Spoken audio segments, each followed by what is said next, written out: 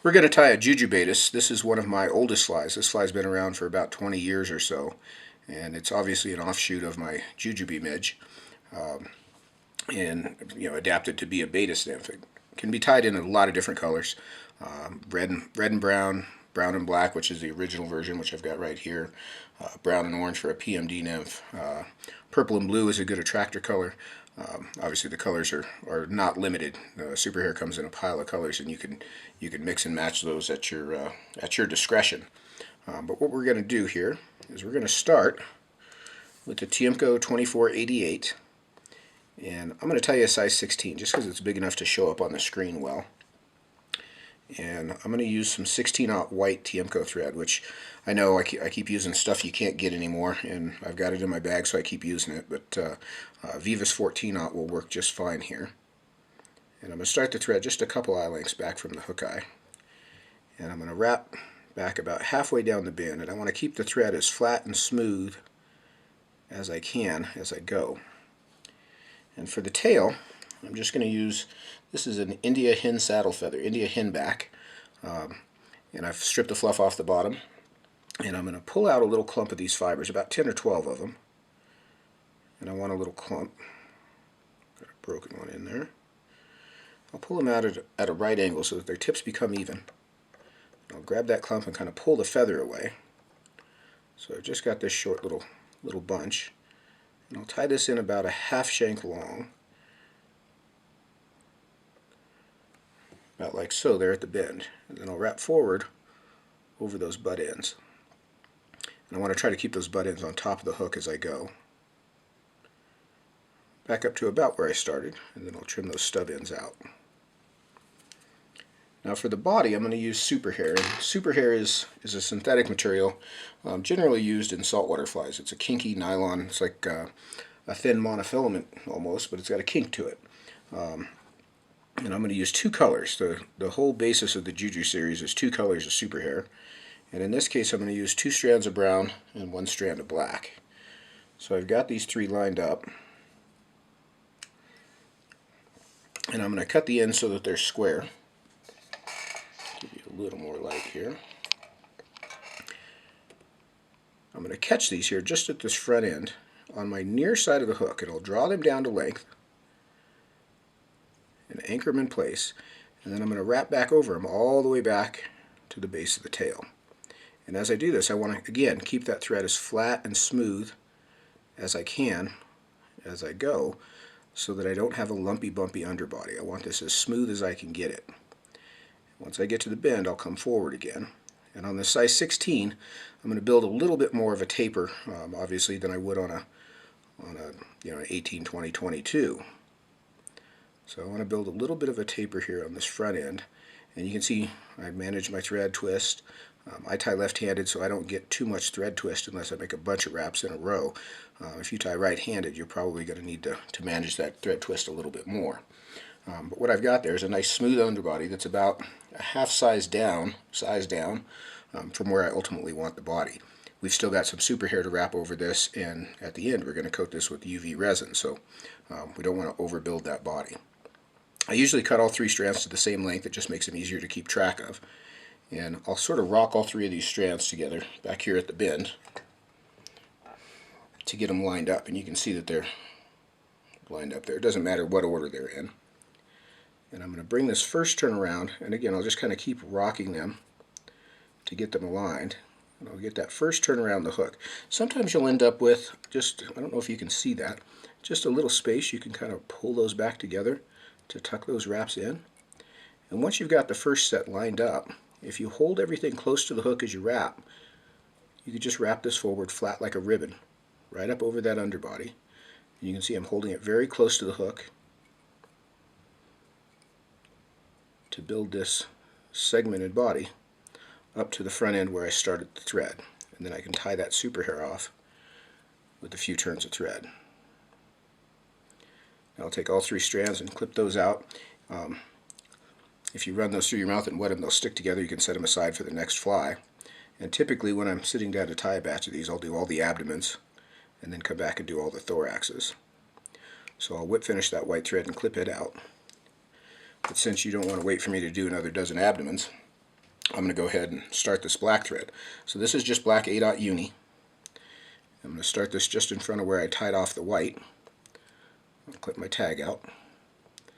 I'm going to overlap back to about 60-40, so I'm running the abdomen and thorax together pretty plainly there.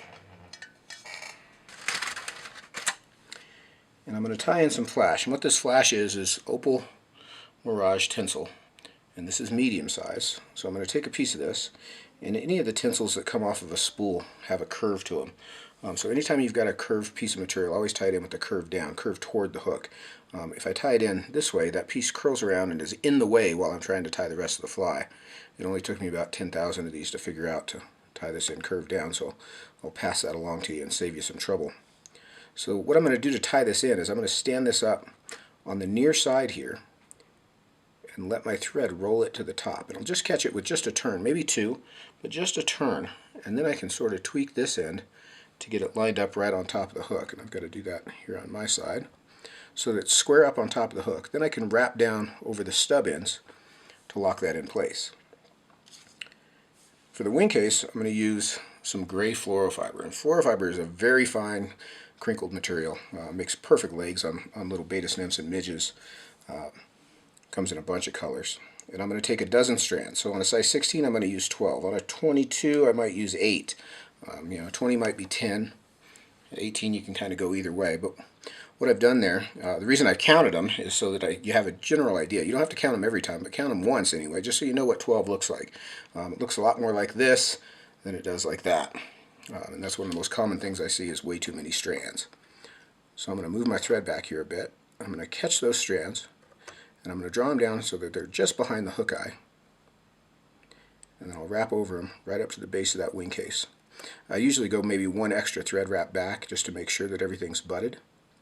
And then I'll start to build my thorax. And my thorax here is just going to be sort of an egg shape of thread. I'll fatten them up a little bit. And again, a 16 is fatter than an 18 or a 20 would be. And I want to leave myself some relatively bare shank up here behind the hook eye. So now I'm going to fold the wing case forward. So I'll pull that Flouro fiber forward, and I want to pull it taut. And I'll bring my thread over the top, but I'm going to keep that Flouro fiber tight so that it holds the thread up off of the hook, and then I can pull straight down on the thread to center that wing case, and I'll lock it in with one more turn.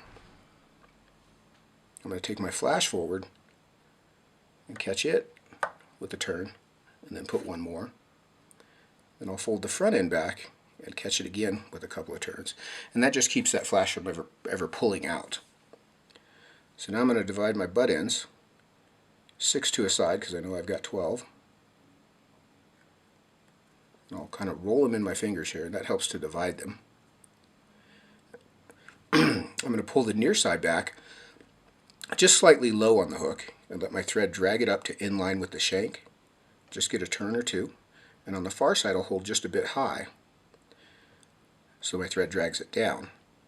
Then I'll cover those butt ends, and I can come in and whip finish right on top. Now the thread head on this fly should be slightly oversized. I can clip that thread out now. Now we're going to do the wing case and legs, or clip out the flash. So I'm going to come in and just nick the edge of the flash. Once we've clipped that flash off, we can trim these legs. So I'm going to pull these legs back and trim them just about a scissor blade width longer than the wing case.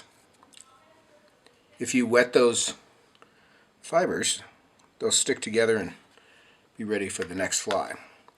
So now to finish this off, we're going to put a little top coat of resin on it.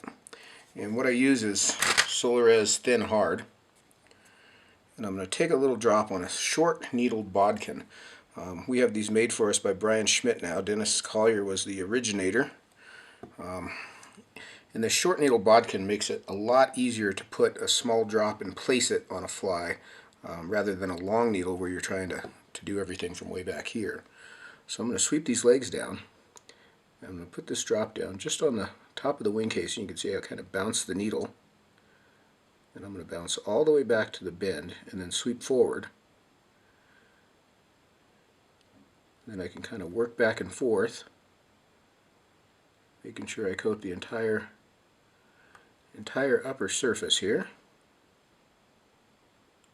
I want to be up onto the thread head and kind of get a teardrop shape going. And once I've got that shape, I'm going to cook that with my UV lamp.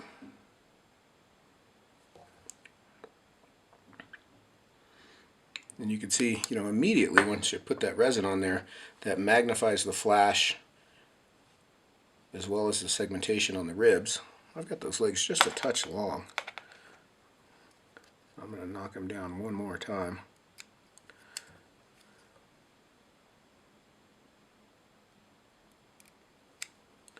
And that right there, my friends, is why you have sharp scissors. So short little stub legs on either side, just a touch longer than the Wingcase. And that's our finished Jujubaetis. It's a really a near perfect mayfly nymph imitation, particularly in small size stuff. The original color here, this brown and black, is the one that I fish most often. If I see fish sitting in a riffle, this fly goes directly on my tippet, and they eat it nearly every time. I also tie it in 2 red with 1 brown. Everything else is the same. 2 purple and 1 blue, and 2 brown and 1 orange. I'm sorry, 2 orange and 1 brown for a PMD nymph, which is right at home on this size 16 hook. But a pretty versatile fly. You can tie a bunch up. It's really, really a pretty fly when it's all done. And when you put these in your hand next to the real critter, it's a dead ringer. There's a lot of imitations, a lot of knockoffs of this fly these days, but there's one original, and you're looking at it. So now you know. Twist some up, take them out there, yell my name when you catch some fish. I get so tired of hearing my name. Hopefully you get tired of yelling it. Have fun.